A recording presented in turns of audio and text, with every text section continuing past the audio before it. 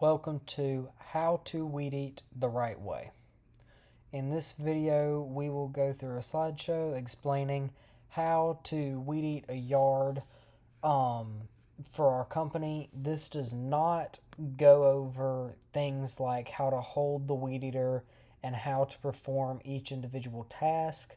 This instead goes over how to manage weed eating a yard so you don't miss anything along the way. This does not involve like how to do motor skills and how to physically do the tasks. It is assuming that you already know all that stuff. Anyways, let's begin.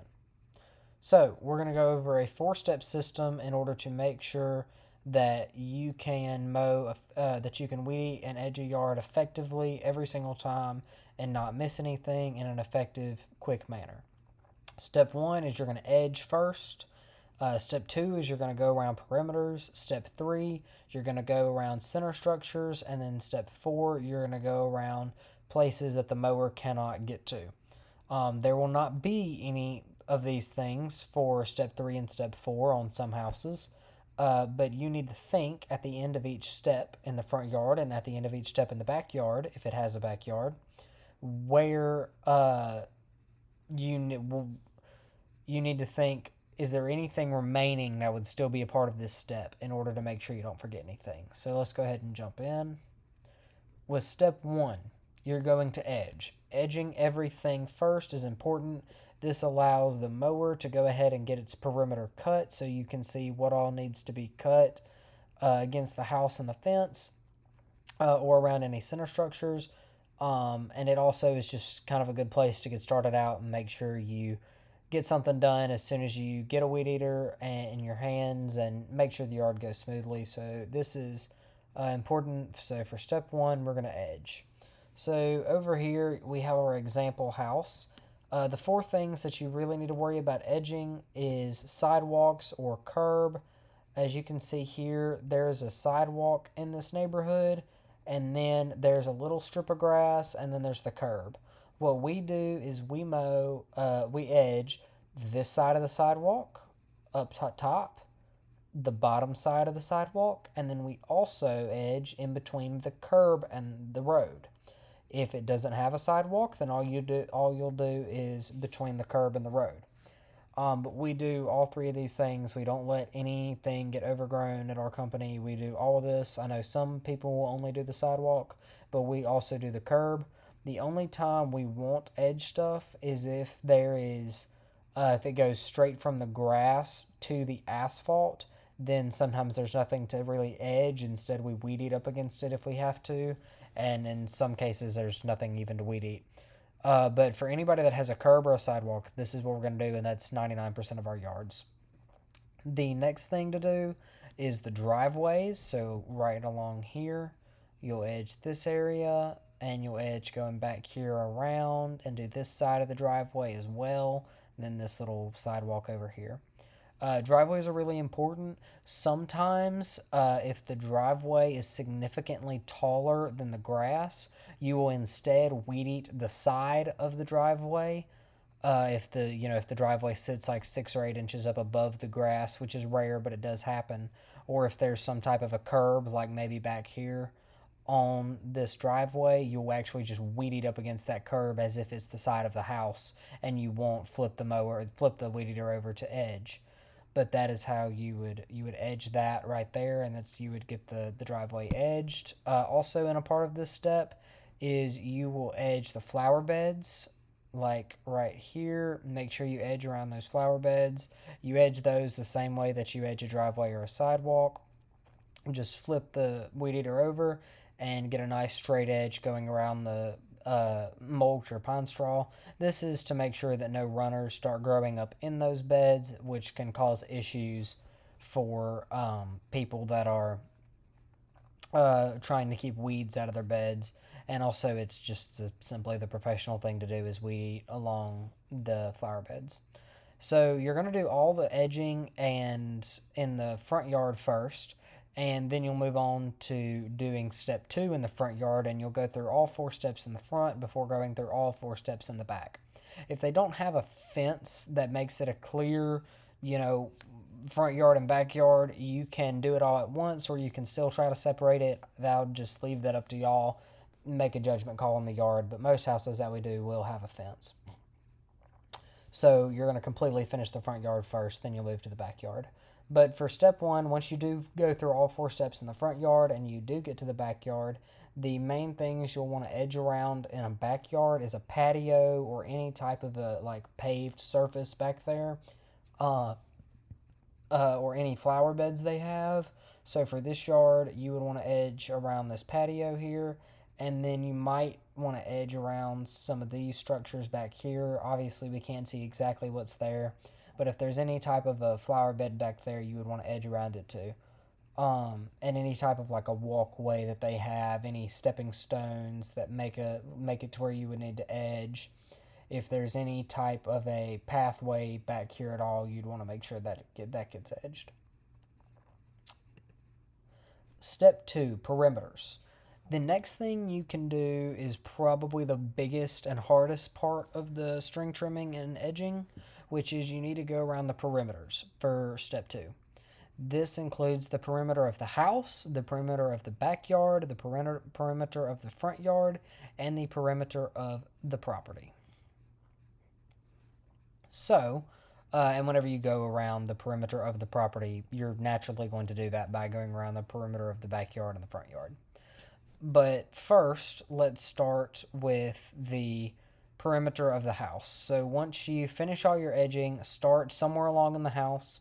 It doesn't matter if you start here, or if you start here, or if you start right here. It really doesn't matter. But pick somewhere along the edge of the house that's still in the front yard and walk. Let's say you start back here. I would recommend starting on either one side, but it really doesn't matter. And just walk around the house.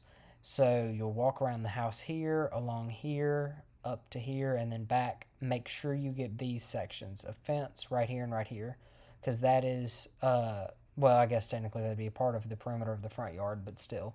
Walk around the house. That's your first step. So you'll start here, you'll weed eat up against the side of this house, then you'll weed eat up against AC boxes or a water hose, something like that. You'll keep going. If there's any flower beds that you forgot to edge, you'll snag those too. You'll weed eat up around here, walk across the driveway, weed eat around here, weed eat all the way up here. Now you've gone ahead and you've weed eated around the house for the front yard of this house. Now you go and you just weed eat around the perimeter of the front yard. So you'd start right here, since that's where you are. You'd go down this fence line, then you would just walk down the property line of this house. A lot of times you'll see electrical boxes or stuff like that down here that are along the perimeter of the yard. If there's anything along a perimeter that you see that you want to get because you're right next to it that's technically a center structure, go right ahead. Just make sure that after you do that, you get back on the line of the perimeter. So you walk down here, maybe hit a mailbox or something down here, go up along here, weed eat that fence, and then you've gone around the perimeter of the front yard and the perimeter of the house. So you've gone through the perimeter of the property for the front yard. You're done with the perimeter part of the front yard. Next, you'd go through the fence, and then you'd go weed eat the perimeter of the backyard. So let's say you started right here. You'd go along here, up the fence, then over down the fence this way, down here, here, here, around patio, and around the perimeter of the house in the backyard. If you want to do the perimeter of the fence first or the perimeter of the property line before you do the house, that's fine. Just this is step 2. Make sure we finish all of step 2 before we move on. And start just going crazy with other stuff. Like I said, if there's a little electrical box or something that's right here while you're walking by, go ahead and snag it. But other than that, no. Here are your 2 trees. You might want to snag some areas of in here by these trees while you're doing this perimeter walkthrough, and that way you'll have less to do when it comes to step 3, which we'll go ahead and move to now. Step 3, center structures. These things are what probably gets left out the most, and they're really obvious when they do, and it's hard to tell you exactly what to do here, but as you can see, there is a long list of things that could be center structures. Trees, stepping stones, electrical boxes, fireplaces, landscape centerpieces, dog toys, fire hydrants, dumps, chairs, and backyard play sets. So for this particular yard, there isn't really much in the way of centerpieces, but a lot of people will have like a fountain out here or shrubs in the middle of the yard, a tree in the middle of the yard. They might have something like that here. If you didn't get that on your perimeter, you want to get it. But basically, once you finish going around the backyard and go around the front yard, you want to just start looking around and look at the center of the yard. Is there anything that's any structure that's in the center of this yard? Is there anything in the center of this yard? That could be a lot of stuff. It might be something super small, like I said here, a dog toy. Whoops, I went too far. Nope. Go back. Go back. There we go. Like a dog toy. There might be a dog toy in the middle of the yard that the mower had to go around. Just go weed eat that area. A bird bath. All these type things can be in the middle of a yard and need to be handled and just go on and weed eat it around just like they were anything else. So that's step 3. Just whenever you finish the front yard, and then once you finish the backyard, just look around the yard, walk around it, and make sure there's no center structures to get. After that, you'll move to step 4, places that the mower cannot go.